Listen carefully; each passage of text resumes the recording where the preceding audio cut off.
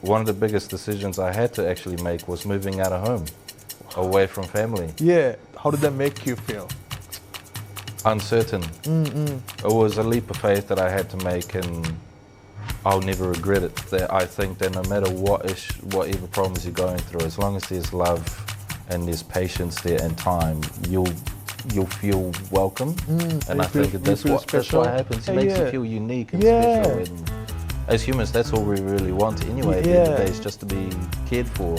At the end of the day, you want to feel loved and you want to feel cared for.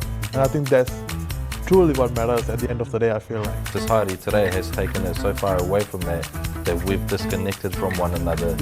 We spend so much time now building communication through internet, through social media, through devices. By doing so, we actually don't have that connection with one another in terms of, sitting down as we are right now. Money, cars, all of these things, great. It's something that might give you stability and safety, right? But at the end of the day, what about your own emotions? It's tough because, God knows that as humans, we like to hold on to things that might not be good for us. That is true. And, our hearts sometimes get so hardened to something. And it might even be a relationship, or it could be a job, or just something that's not quite good for you. It could be quite toxic. And what God will do is that He'll break your heart. Simply put, He'll break your heart only to build you back up again. Exactly. Welcome to Talk with the Courageous Heart. I'm glad you are here today. Let's take a moment to breathe, settle in, and begin today's conversation. Kia ora whanau, welcome to a brand new episode of Talk with a Courageous Heart. As I promised you last time, I have another courageous heart with me today.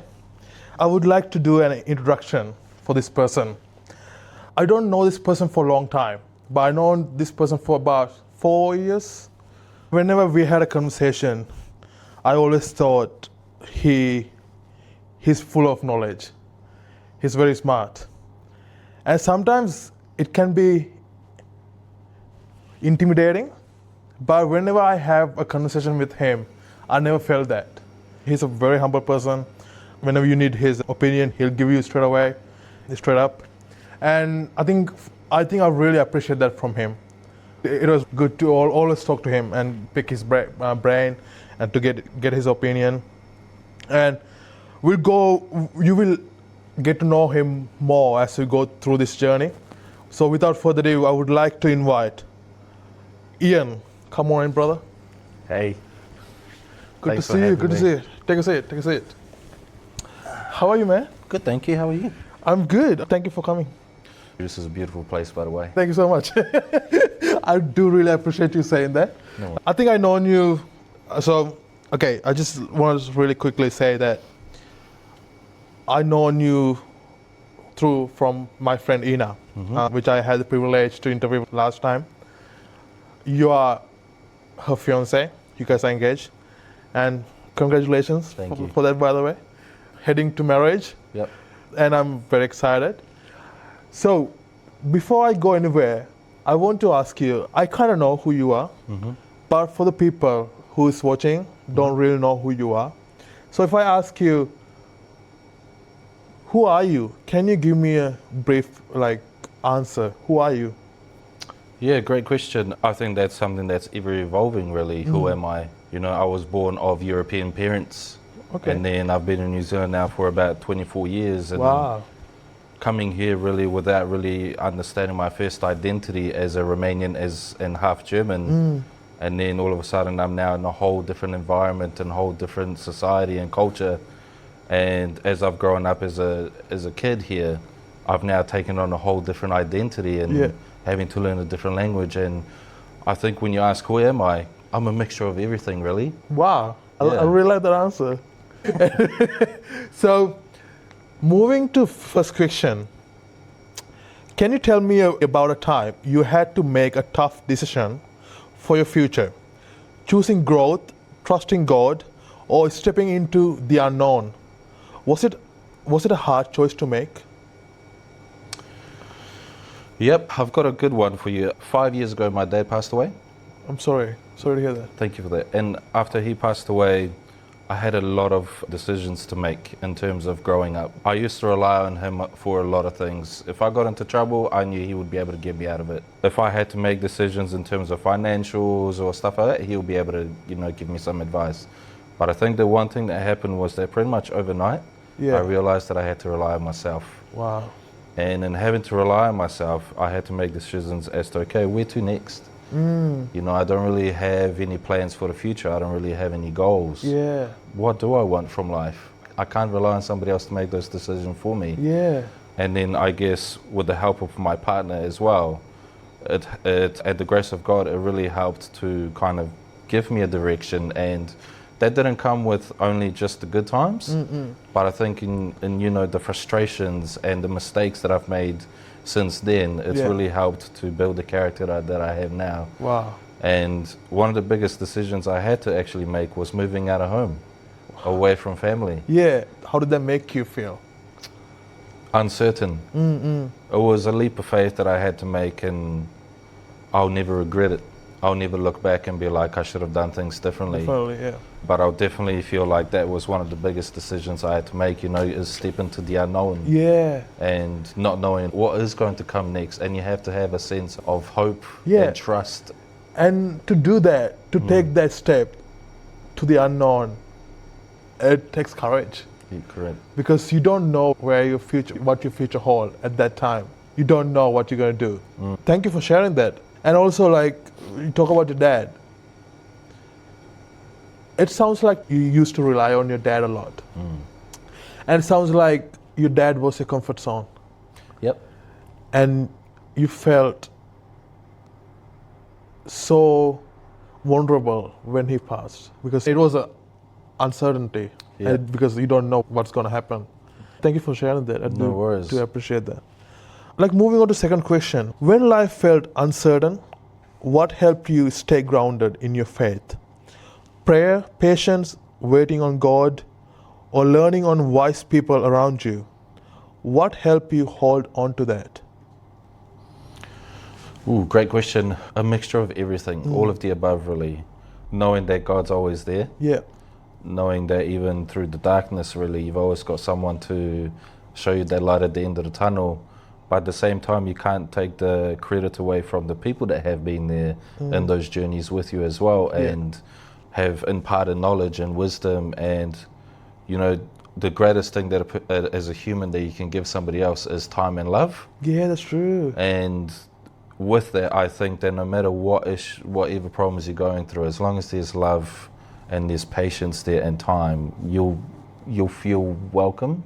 And I think that's what happens. It makes you feel unique and special. And as humans, that's all we really want anyway. At the end of the day, is just to be cared for. Yeah, exactly. I think that's true because I think at the end of the day, you want to feel loved and you want to feel cared for. And I think that's truly what matters at the end of the day, I feel like. And I think at the end of your life, no one cares about your career or how much money you made. I think what you care about, you being feel how other person make you feel like. It's interesting you say that because I recently had a conversation with an older male figure. We were discussing his family and what values are important to him. And one of the things that he said that when he comes to the end of his life, what he really cares about is the family that's there, the people that will say nice things at his funeral. Yeah. And that, I guess, really made me reflect and go, that is really what's most important in this life, That's is true. having those loved ones around you that matter the most. Because I think we often think other things that matters the most, but it's really not. It's at the end of the day, it's your family that who's there, who makes you feel loved, who makes you feel cared for. I think that's a good thing to remember for to anybody actually. And thank you for mentioning that. But it is, I don't know. It is people thinks that, as I mentioned, people thinks buying a car, buying a house is more important, or having a good career, good education is more important. While they are important, I think at the end of the day, we're so disconnected from what true reality is. You look way back to even Jesus' time. We as humans, we're have capacity for emotions and for love and everything that comes with it. And, you know, society today has taken it so far away from that we've disconnected from one another. Yeah. We spend so much time now building communication through internet, through social media, through, you know, devices. By doing so, we actually don't have that connection with one another in terms of, you know, sitting down as we are right now. Yeah. And being able to talk about each other's experiences. Yeah. There's no emotion behind it. I can't read your emotion. That's true. So that's, I think, what's important is that, yeah, money, you know, cars, all of these things, great. It's something that might give you stability and safety, right? Yeah. But at the end of the day, what about your own emotions? Money can't make you feel loved. Exactly. Your house can't make you feel loved. Yep.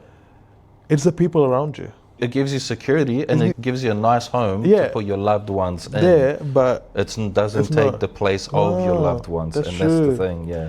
I think that's really a good conversation we really had today. So I really thank you for bringing that up. It was a great conversation. People don't realize it often. But in saying that, we move to third question. Sometimes courage means letting go of chapters to make a space for new one. Releasing what's familiar. Trust that God has more ahead. What did that teach you about yourself? Yeah, good one. So growing up, I've grown up as a Greek Orthodox, and throughout my relationship with Ina for the last few years, through the grace of God and through my partner, I've been called and challenged in my own faith. And recently, for the last year or so, I've decided to become Catholic. Yep. And I'm now going through OCIA and Wow. the whole process of it. And it helped through conversations around how do we want to bring family up, also my own personal challenges, and, you know, God constantly supporting me. There's sometimes just that calling that you can't ignore. Yeah, exactly. That's true. That's true. I like to call experiences like a pebble before it becomes a rock that's thrown at your house or at glass. Explain to me that again. So sometimes, you know, as humans, we're not fully aware of our surrounding or the people that are in our lives. And because of that, God encourages us or gives us bigger warnings or bigger messages for us to try and realize what we have to discern.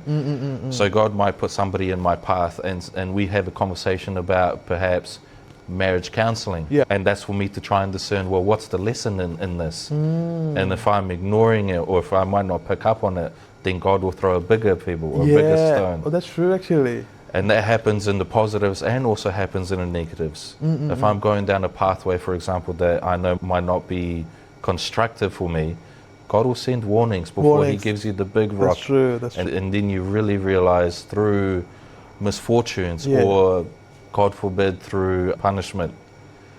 I think that's really true, because I think I talked to you and your fiancé about this last time when I was in your house.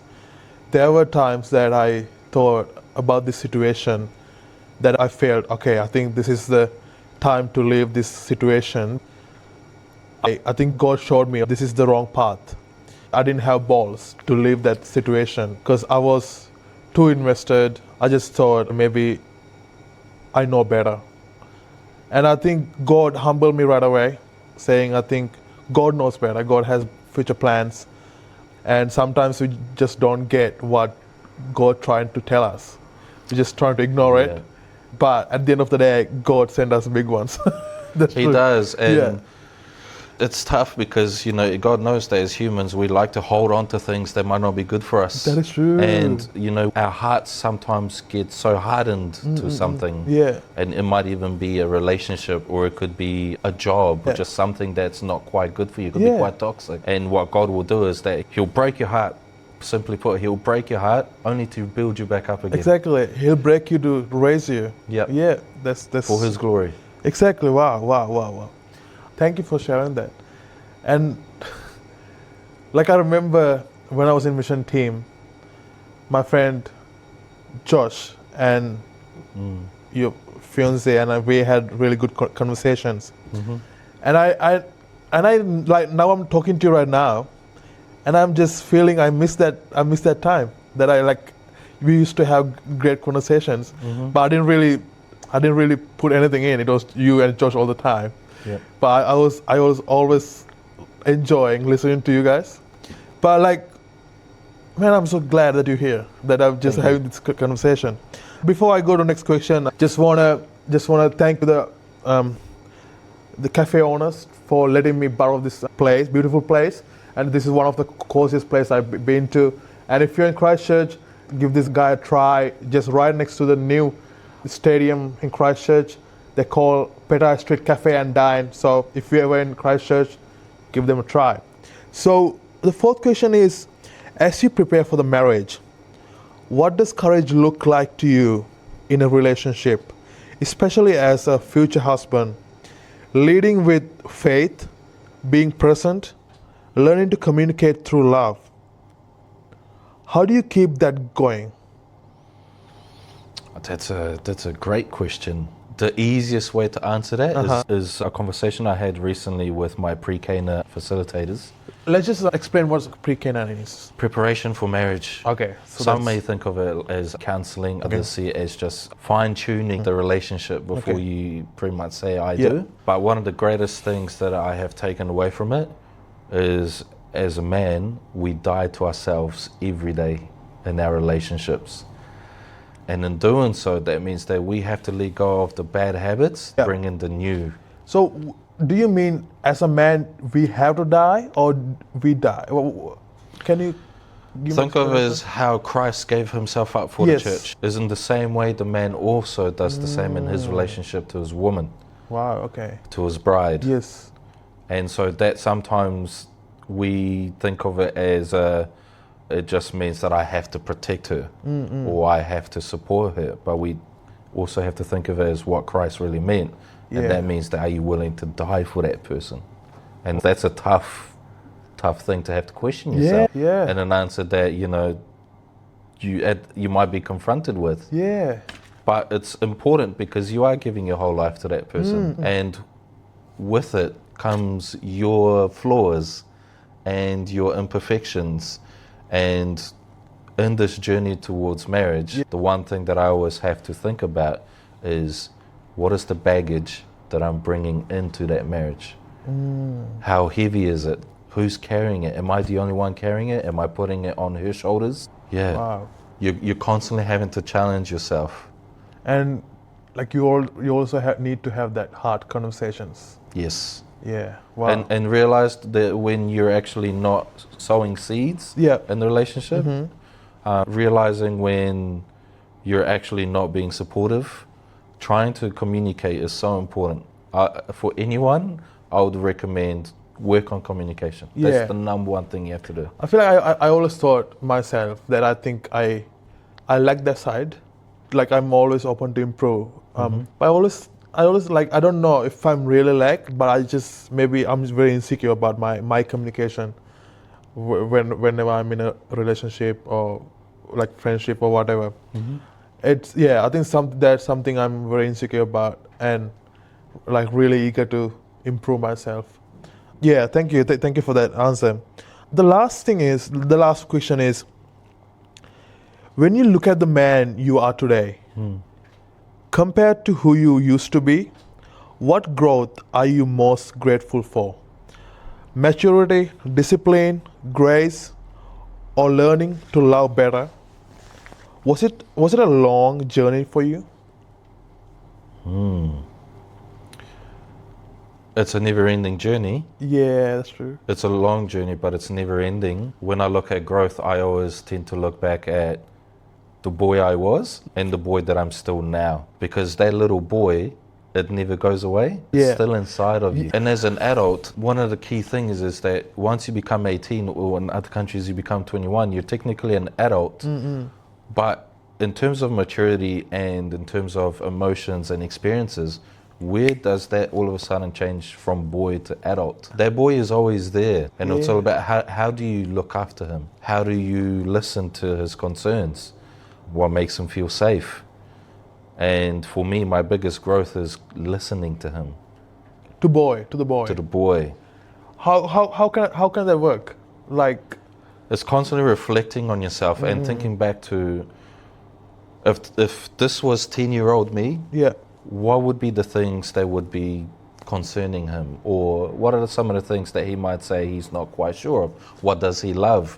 It's about, communication doesn't always mean that you have to have it with somebody else, but also means being able to have that communication with yourself. But how can you compare that 10-year-old to right now? Like, because in 10 years old, you don't know anything, like much, you don't know much, but right now, The fundamental is still there in terms of emotions. Does he feel scared?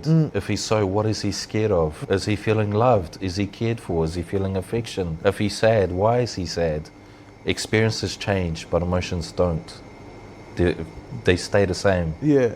What I was scared of as a 10-year-old is different to what I'm scared of now. Yeah. But the fear is still there. And it's about asking yourself, well, what is the cause of it? Is there something that 10-year-old me would be able to fix, or is it something that 30-year-old me can do something about? Yeah. Wow. It is a really new perspective that I never heard. And it makes sense though. It makes sense. Wow. So, would you able to give me an example? Yep. So for example, growing up I was very big on affection because I didn't get a lot of it. Yeah. For me, affection is mostly through words. That's how I receive love. Yeah. And growing up, my relationship with my family wasn't always the best. Yeah. And I didn't always get those words. So for me, growing up now, I always have to try and protect that. I always have to be like, hey, are these words going to support and help and build, or are they going to destroy? And that's vice versa. That's me towards someone else as well. Yeah. Because when I look at you, I'm not necessarily talking directly just to you, but I'm also talking to the inner child. And how am I making that inner child feel? Am I making him upset? And if not, then, is he happy? And what's going on in there? So for me, growing up and not receiving the affection that I was after, I now know better because I can communicate it. So when I sit down with my family, I can say, hey, look, 10-year-old me would have been upset at this conversation or would have been upset at this situation, but this is what we can do about it now. Yeah, but I know better now. I know better now. That makes sense. Wow, thank you.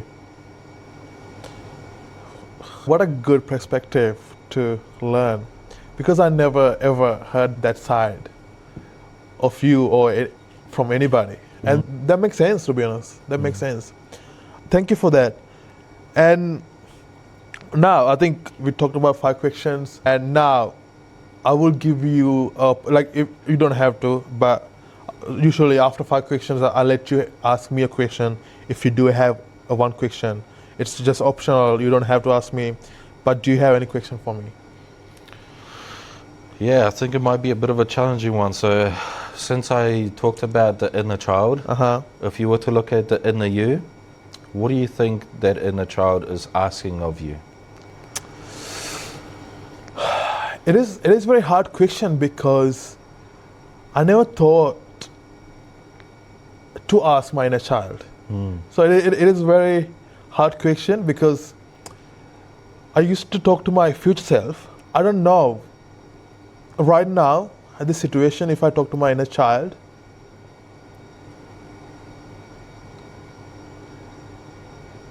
Wow, it's a hard question.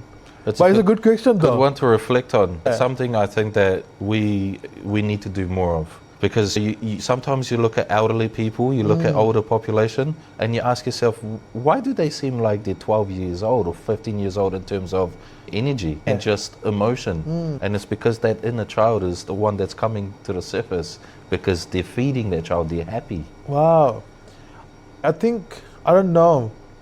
Look, I want to be very honest. I think it is a really good question for me to reflect, but I can't give you an answer. That's right. I'm sorry. But it is a really good question. It is a question that challenged me. And I do really need to think about it. And I will think about it. And thank you for that question. I do appreciate that. Because I just don't want to make things up and just tell you it's rubbish. Hey, next time we have this conversation, I'm sure you'll be ready. I will be ready. I will be ready. Thank you so much. So, before I go forward, I just want to make sure again, just thanking for the owners for this beautiful place. If you're ever in town, just come and give Pettah Street and Café and Dine a try. They're just right next to the Christchurch new stadium.